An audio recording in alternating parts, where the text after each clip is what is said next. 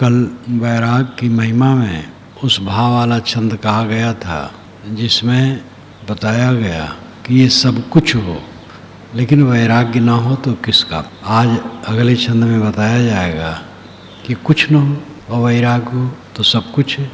अभिप्राय है निष्काम मन है, आत्मसंतुष्ट मन है तो और कुछ नहीं है तो क्या फर्क पड़ता है। और सब कुछ है और मन संतुष्ट नहीं है तो किस काम का। बहुमान प्रभुता को कहे जिनको न जाने कोय है, धन द्रव्य का बहुदृश्य क्या कौड़ी न संग में होए है। कुछ शिष्य शाखा हो नहीं पर पार मन परवाह है, जगराग को छेदिन किए हाँ वे ही शहंशाह हैं। मान प्रभुता न हो, कोई न जानता हो उनको, धन द्रव्य न हो, फाके मस्त, शिष्य शाखा न हो, लेकिन जो मन के प्रवाह से परे हैं, जो मन को वश में रखते हैं, जिनके मन में राग नहीं है, मोह नहीं, आसक्ति नहीं है, वह शहंशाह हैं। लौकिक ऐश्वर्य सबके पास नहीं होते हैं। प्रतिभा का होना, शरीर का सर्वांग लंबा चौड़ा गोरा चिट्टा, बलिष्ठ अंगों से संपन्न होना, बहुत मान बड़ाई प्राप्त होना, बहुत धन होना, बहुत प्रतिष्ठा होना, बहुत संगी साथी होना, ये सब क्षणिक है। और फिर इससे आत्म शांति नहीं मिलती। आत्म शांति जिसके पास है वही धन्य है। बाहरी चीजें तो दिखावा के हैं। अच्छे अच्छे प्रतिभा के धनी लोग होते हैं लेकिन विपरीत दिशा में होते हैं, डाकू होते हैं, हत्यारे होते हैं। ऐसे विपरीत दिशा में नहीं होते हैं, विद्वान हैं, लेखक हैं, लेकिन आत्मतुष्ट नहीं है। महापंडित राहुल सांकृत्यायन 33 भाषाओं का ज्ञाता मन से बिलबिला के मरा है। मन उसका अस्त व्यस्त था क्योंकि जो साधना का काम करना चाहिए उसने नहीं किया। तो प्रतिभा का होना और लौकिक ऐश्वर्यों से संपन्न होना ये सुख का साधन नहीं। सुख का साधन है मन का सुबस होना। जिसका मन सुबस है वो सच्चे अर्थ में सुखी है। बहुवेद विद्या को कहे अक्षर तलक नहीं ज्ञान हो, वो काव्य प्रबंधादि रचना की तरफ नहीं ध्यान हो। पर कामना ज्वाला बुझी अंतःकरण की दाह है, चाहे कोई पागल गने पर वही शहंशाह है। वेद विद्या कुछ नहीं, अक्षर तक का ज्ञान नहीं है। ऐसे संत हुए जिनको अक्षर का ज्ञान नहीं था। पहले तो पढ़ना पढ़ाना कहाँ होता था, किताब थी ही नहीं। वैदिक युग में किताब नहीं थी। वेद के ऋषि मंत्र बनाते थे, शिष्यों को सुनाते थे, वो याद कर लेते थे, फिर ऐसे चलता था। हजरत मोहम्मद के विषय में जो हदीसें कही गई हैं वो हदीस कहते रहे लोग और परंपराया फिर पीछे सुन करके लिखे हैं। हदीस में शुरू में आता है ऐसा अमुक ने अमुक से कहा, ऐसा मैंने सुना है। और इसी प्रकार बुद्ध वचन में भी काफी ग्रंथों में है। अक्षर का ज्ञान होना अलग है, अपने का ज्ञान होना अलग है। विद्वान होना अलग है और मन का वश में होना अलग है। वेद विद्या ना हो, अक्षर का भी ज्ञान ना हो, काव्य प्रबंध इत्यादि भी न रच सके, लेकिन जिसके मन की कामना बुझ गई, अंतःकरण की जलन जिसकी शांत है, उसको भले कोई पागल माने लेकिन उसके समान कोई नहीं है। आत्मतोष जीवन का परम सुख है। सारा ऐश्वर्य एक तरफ है और आत्मसंतुष्ट एक तरफ, तो उसकी तुलना में कुछ नहीं। चाहे वो भिक्षा मांग करके भरते अपना पेट हो, चाहे पुरानी चादरी को ओढ़ रहते लेटो, दुख सुख चाहे कुछ भी पड़े, पर थीर अपने माह हैं, जब काम अंतिम कर लिए फिर वही शहंशाह। भिक्षा करके पेट भरते हो, पुरानी चादरी ओढ़ करके लेटते हो, दुख सुख कुछ भी हो। तितिक्ष ब्राह्मण की एक कथा आती है श्रीमद् भागवत में, हमारे गुरु जी को बहुत प्रिय थी। उन्होंने कहा श्रीमद् भागवत ले आओ, तो मैं खरीद करके दोनों खंड टीका सहित ला दिया। पहले साप्ताहिक प्रवचन चलता था भवयान का, श्रीमद् भागवत के भी कुछ अध्याय साहब कहते थे। तो तितिक्ष ब्राह्मण की जो कथा है पढ़ करके मन में काफ़ी संतोष होता है।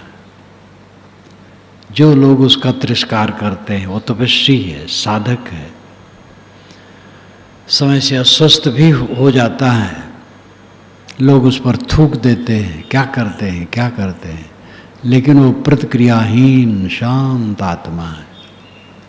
तितिक्ष ब्राह्मण की कथा बहुत रोचक है साधना के लिए। दुख सुख कुछ भी अपने सिर पर पड़े, जिसका मन स्थिर है, उद्वेग शून्य, उसने अंतिम काम कर लिया। अंतिम काम है आत्मसंतोष। कुछ इच्छा नहीं, कुछ वासना नहीं, कोई उद्वेग नहीं, तृण रहित आग की तरह शांत। सुख चरम कौड़ी छार आदिक पर वे मारे लात हैं, आशा व तृष्णा सर्पिणी की तोड़ डाले दांत हैं। चाहे वह तन निर्वाह में चलते गरीबी राह हैं, नैराश फीके देखते पर वही शहंशाह हैं।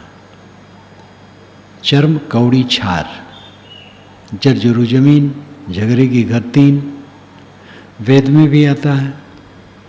पानी झगड़े का घर है, जमीन झगड़े का घर है, गाय झगड़े की घर है। पानी लेने के लिए विवाद होता था उस समय भी, पहले हम सींचेंगे, पहले हम सींचेंगे। गायों को लेकर के विवाद होता था।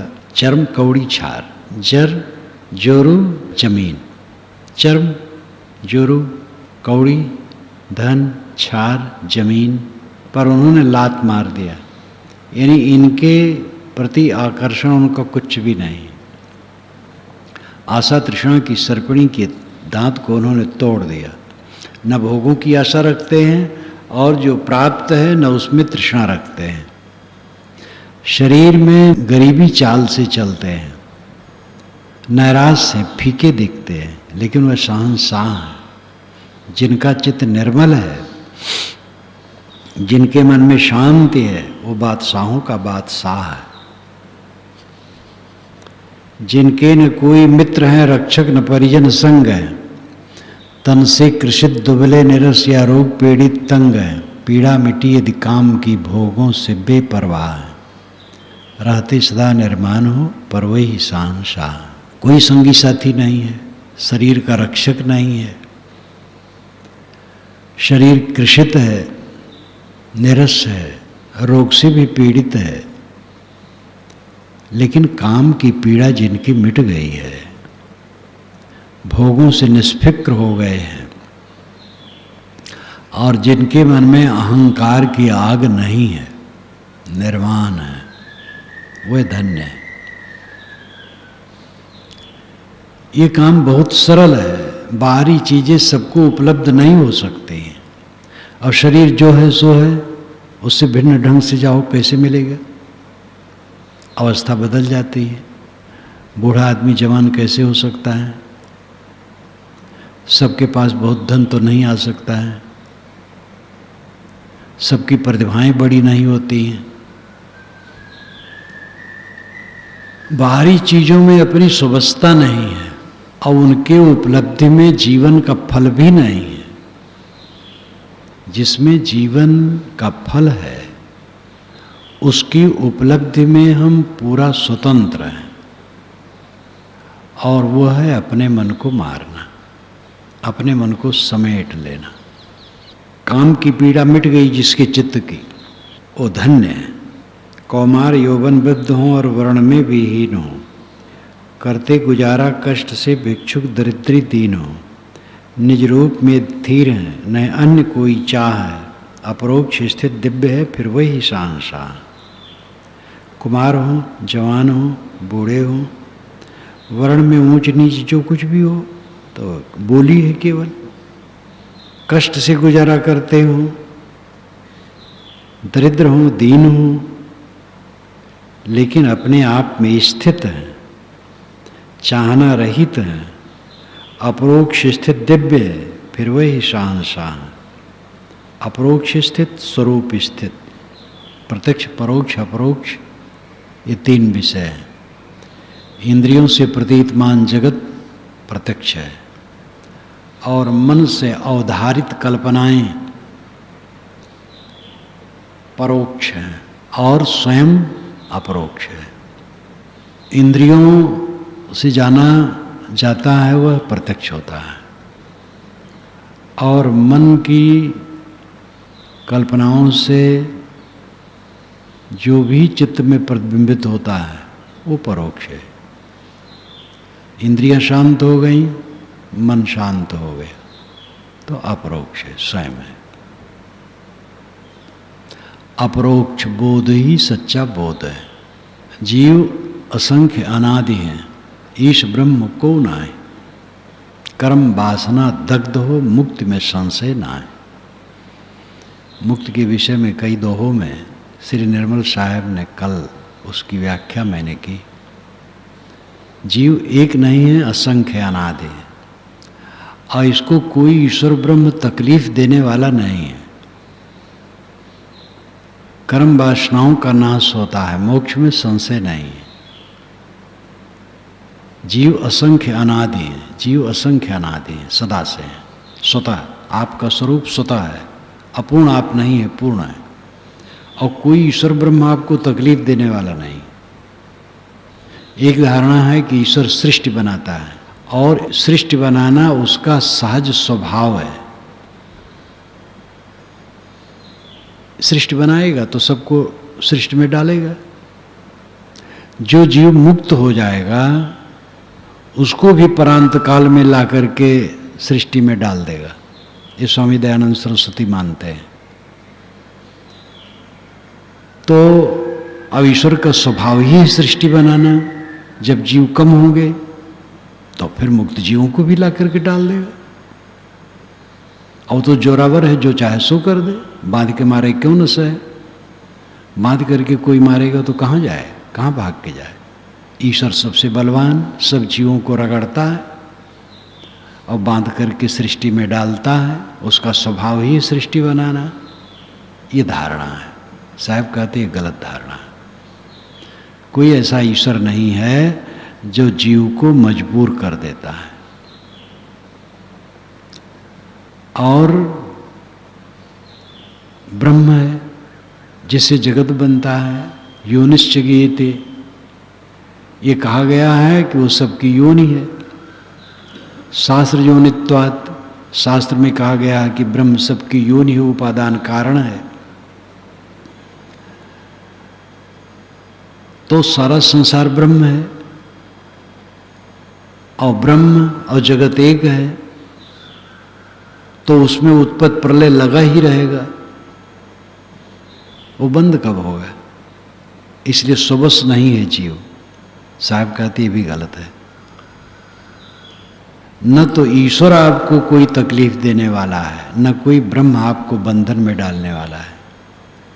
आप अपने को बंधन में डालते हैं, अपने को दुख में डालते हैं। कोई ईश्वर बांध करके डाल दिया, कोई ब्रह्म बांध के डाल दिया, ये दोनों धारणाएं गलत हैं। हमने स्वयं अज्ञान से अपने को बंधन में डाला है। कर्म वासना दग्ध हो, कर्म वासना पूर्ण रूप से दग्ध होती है, मुक्ति में संशय ना है। निज रूप में स्थित, अपरोक्ष स्थित, अपरोक्ष स्थित दिव्य है। अपरोक्ष स्थित नाम स्वयं प्रत्यक्ष, सारी वासना छोड़ करके अपने आप में शांत, ऐसा व्यक्ति शहंशाह है।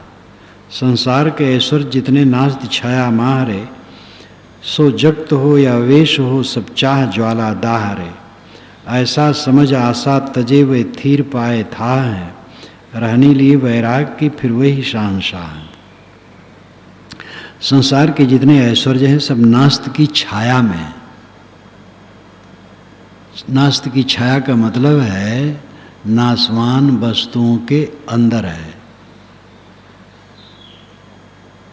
ऐश्वर्य जहां तक होता हो क्या होता है?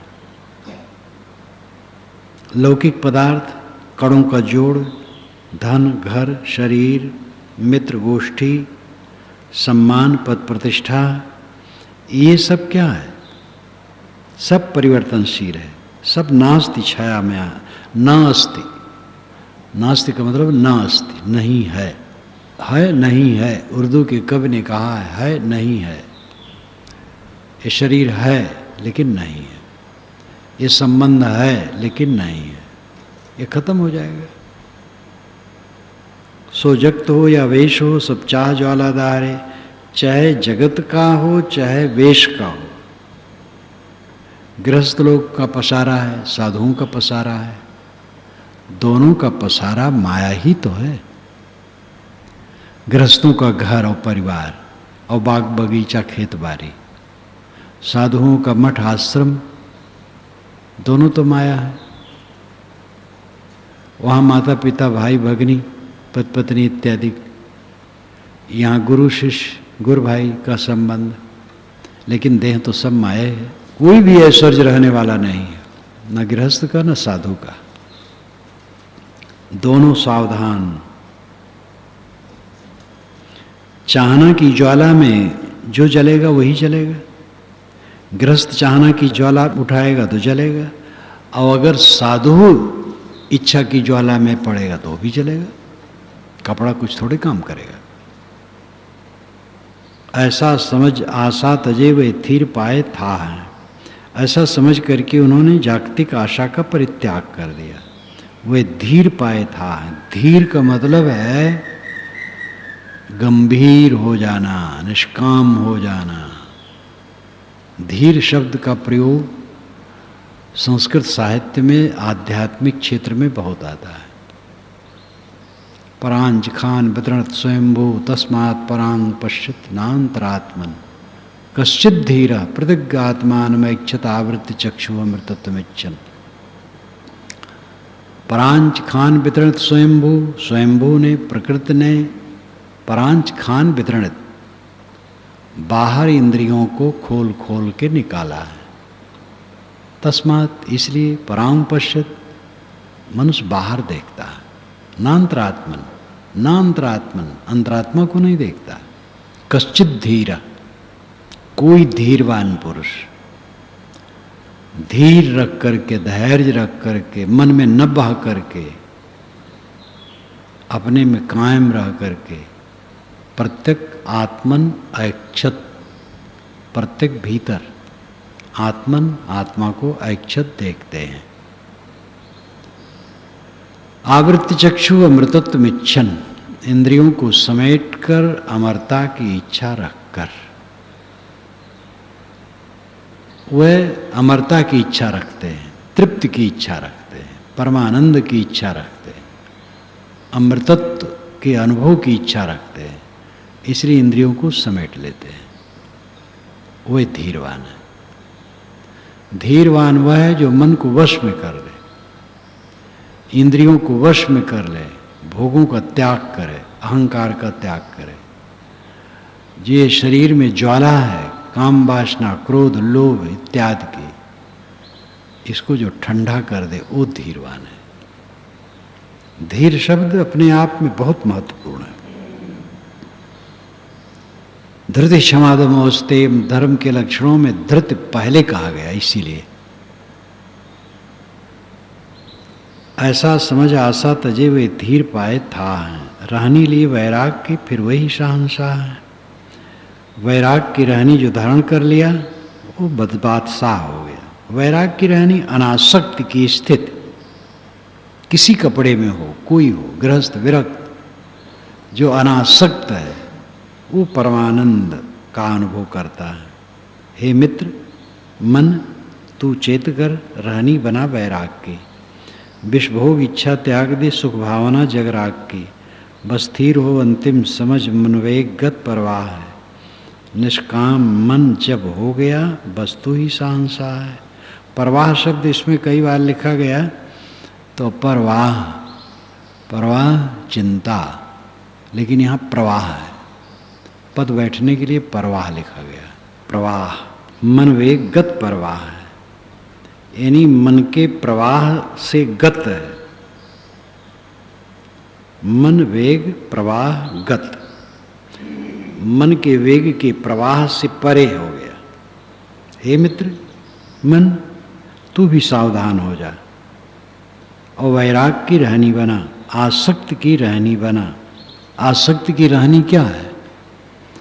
जीवन भर रहना होता, दिन भर रहना होता है, और दिन दिन करके जीवन होता है। सुबह उठे, शाम तक जब तक जागते हैं निष्काम हो करके रहना वैराग की रहनी। जलपान में गए, शाम, बानर की तरह नहीं, हमें पहले मिले, हमें पहले मिले, शाम, और लोगों को ले लेने दो, तब लो। खाने पीने में हो चोक चटकार बना तो गप गप ज़्यादा भर लिए, ये वैराग की रहनी नहीं। शांत संतुलित हो करके भोजन करो, और चोक चटकार की चीज़ें बल्कि बचाओ, कम खाओ। हर बात में बैठने उठने, लेने देने, खाने पीने, रहने बसने, सब में अपने को पीछे नीचे करो, ये वैराग की रहनी। एक सत्संगी जो बुजुर्ग अपने को मानते थे मैं ही श्रेष्ठ हूँ, तो उन्होंने कहा कि जब मैं पहुँचूँ तो मेरे लिए कुर्सी होनी चाहिए। तो दूसरे एक बुजुर्ग ने कहा, आप ऐसा क्यों सोचते हैं? लोग पहले कुर्सी रखते हैं आपके लिए, ये ठीक है। आप पीछे बैठ जाएं, बिना कुर्सी के बैठ जाएं तो क्या नुकसान होगा? तो लजा गए। तो अब ये कामना कि मैं आगे रहूं, ये वैराग की रहनी नहीं। वैराग की रहनी अनासक्त की रहनी, निष्कामता की रहनी में अपने को सबसे पीछे और नीचे करके रखने की चेष्टा, ये वैराग की रहनी। विषभोग की इच्छा, विषभोग इच्छा त्याग दे। विषभोग विषय भोग, विषय का संक्षिप्त विष शब्द है। पद बैठने में यही सब होता है। विष भोग यानी विषय भोग की इच्छा त्याग दो। सुख भावना जग राग की, जगत में राग करना, सुख भावना करना, ये छोड़ दो। सुख भावना भ्रम है। जहाँ जहाँ सुख की भावना होती वहीं वहीं से दुख मिलता है। विषयों में सुख के आकर्षण में ही पतंगे हो करके लोग जलते और तकलीफ पाते हैं, वो भावुकता होती है। बस स्थिर हो अंतिम समझ मनवेग गत परवाह है। बस स्थिर हो जा अंतिम समझ कर। अंत कब है? सब समय है, आज अंत है, अभी इसी क्षण अंत है। अंत हर समय समझने वाला भटकता नहीं। कल्याण का काम कल करेंगे, कल कब आएगा? सब समय विवेकवान अंत समझते हैं, इसलिए अपने मन को स्वस्थ रखते हैं। मन वेग प्रवाह गत है, मन के वेग प्रवाह से गत पार है। निष्काम मन जब हो गया बस तू ही शहंशाह है। जब मन निष्काम हो गया बस आप शहंशाह हो गए। तैतरी उपनिषद में ब्रह्मानंद वल्ली में आता है, जिसका उदाहरण कई बार दिया जाता है कि एक युवक हो, स्वस्थ हो, सर्वांग संपन्न हो, संसार का सारा ऐश्वर्य उसी के लिए हो, ये मानुष भोग है, एक मानुष भोग है। ऐसे 100 मानुष भोग इकट्ठा हो तो एक पितर भोग, 100 पितर भोग एक गंधर्व भोग, एक 100 गंधर्व भोग एक देव भोग, 100 देव भोग एक इंद्र भोग, 100 इंद्र भोग एक प्रजापति भोग। लेकिन ये सब भोग एक तरफ रखे जाएं, और जिसने अपने आत्मा को सबसे अलग समझ लिया और निष्काम हो गया, उसके समान उसका किसी का भोग नहीं। अब एक तरफ देखो तो कितना लालित्य है, सब दुनिया भर का ऐश्वर्य, और एक तरफ देखो सुनसान है। स्वरूप को समझ लिया और निष्काम हो गए तो उसमें कुछ तो पता नहीं चलता है। स्वरूप सूक्ष्म अदृश्य, वो दिखाई नहीं देता है, और निष्कामता की स्थिति भी कोई दिखाई देने वाली चीज नहीं है। स्वरूप तो तथ्य है और निष्कामता भावना है। जो तथ्य है स्वरूप चेतन वो अदृश्य है, और भावना भी अदृश्य होती है। तो दूसरे के देखने में क्या आएगा? कोई स्वरूप ज्ञानी है तो कोई क्या समझेगा? हाँ, लंबा चौड़ा शरीर है तो लोग समझेंगे हाँ भाई बहुत बड़ा आदमी है, या उसके पीछे बहुत लोग हैं तो समझेगा। लेकिन स्वरूप ज्ञान है तो कोई क्या समझेगा? ऐश्वर्य है तो समझेगा, उसका मन निष्काम है तो कोई क्या समझेगा? तो मनुष्य का मन इसीलिए भटकता है बाहरी चीजों के लिए, वो समझ नहीं पाता है। समझ भी जाता है तो जो आदत है सुख भ्रम, विषयों का सुख भ्रम, ऐश्वर्य में सुख भ्रम, वो बारंबार पतंगे को आग में झुलसाने की तरह, जैसे ज्योति पतंगे को आग में झुलसा देती है, वैसे ही विषयासक्ति की मार से ये जीव फिर गड्ढे में चला जाता है जानबूझकर भी। स्वरूप ज्ञान और निष्कामता, पहले समझ ले कि मेरा स्वरूप पूर्ण है, उसमें अपूर्णता नहीं, और फिर निष्काम हो जाए। बस निष्काम हो गया तो पूर्ण हो गया। कहें कबीर कामो नहीं जीव ही मरण न होए, जीव का मरण नहीं होता इसलिए वो अमृत है, और कामो नहीं ये रहनी है। जो सत्य तथ्य है वो सब जगह एक ही बात है। ब्रह्मानंद वल्ली की ये बात और साहिब की आदि साखी ये बात, अमृत वस्त जाने नहीं मगन भया सब लोग, इसके आगे आदि साखी है। कहीं कबीर कामो नहीं जीव ही मरण न हो, जीव अमृत है और निष्काम हो जाए। यही बात ब्रह्मानंद वल्ली में कहा गया कि आत्मा को जान ले और दुनिया से निष्काम हो जाए, तो उसके समान कोई ऐश्वर्य नहीं है, क्योंकि उसके चित्त की दाह खत्म हो जाती है, हलचल खत्म हो जाती है, द्वंद्व खत्म हो जाता, कलेश खींचतान, फिर दूसरे के लिए कलह करना, बैर करना, द्वेष करना, मोह करना, आसक्ति बनाना, ये सब कहाँ रहेगा? जहाँ एकदम चित्त वासना दग्ध है उसमें कूड़ा कचड़ा रह ही नहीं सकता है, परमानंद परम सुख। ऐसे व्यक्ति शाहन शाह